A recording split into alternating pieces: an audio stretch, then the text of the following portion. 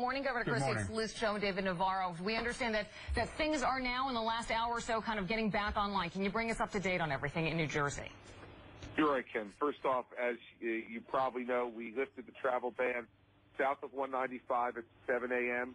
We lifted the travel ban for the rest of the state about 15 minutes ago in coordination with our friends in New York.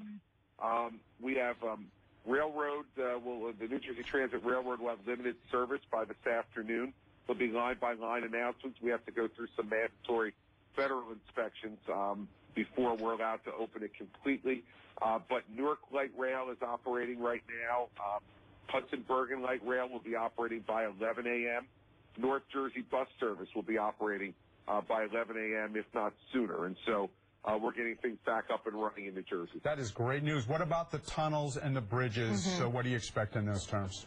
Well, we have lifted the travel ban here in New Jersey. We're working in coordination with Governor Cuomo and Mayor de Blasio, and I believe those bans will be lifted very soon.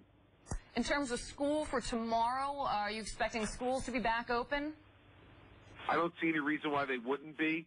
As usual, Liz, that'll be a district-by-district decision, and they'll have to decide based upon it. But given the lack of accumulations that we're seeing off of what was predicted, I would presume that most New Jersey schools, unless there are particular problems in the district, will be open tomorrow. So, Governor, we know that as things reopen, the streets reopen, we see people kind of resuming their normal life. There's going to be a lot of Monday morning quarterbacking about the closures that happened. And there are going to be a lot of critics saying that perhaps there was too much done for this storm. What would your response be to that? Well, my response would be we were listening to all of you. The fact is that you were working off the same information we were working off. I was being told as late as, 9 o'clock last night that we were looking at 20-inch accumulations in most of New Jersey. If, in fact, that's what would have happened, having these type of things in effect were absolutely the right decision to make. And so, listen, you all were on TV, practically 24 hours talking about this based on what you were being told, and we were acting based on what we were being told. Fortunately for our state and our region, they were wrong. And so now we can get our lives back to normal. But when it comes on, about protecting human life, Liz, I'm always going to err on the side of caution. Governor, let me just get back to some of the details and the numbers. We talk about New Jersey. A lot of the trees make the power lines vulnerable in a storm. But I haven't seen a lot of power outages. What have you been seeing? Listen, I spoke to the head of our Public Utilities Board about 6 a.m., and as of 6 a.m. this morning, we only had 75 reported outages in New Jersey. So at least as of right now, and we're going to continue to monitor it, obviously, it's been a non-event from a power outage perspective. You've had a lot of experience, sadly, with storms, with Superstorm Sandy. Anything learned from those past that made us better prepared for this storm? David, absolutely. Every time, I said this to my staff, if we don't know how to do this yet, then we're missing something. I mean, you continue to get better every time you do it. And we were ready, and I think that's why we're able to lift this travel ban as quickly as we've been able to lift it. And I'm proud of the folks at New Jersey Department of Transportation and New Jersey Turnpike Authority. Our roads are in pretty good shape, as you can see. I'm watching your broadcast right now, and the roads look pretty good. So I think it's going to be safe for people to go out there and travel. But everybody should, proceed with caution.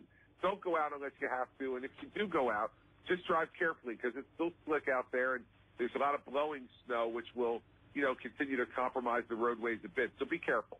Considering the ramp up and the preparation that there was that went into this storm and everything that was put into place in New Jersey, any concern about the cost that's going to cost the state?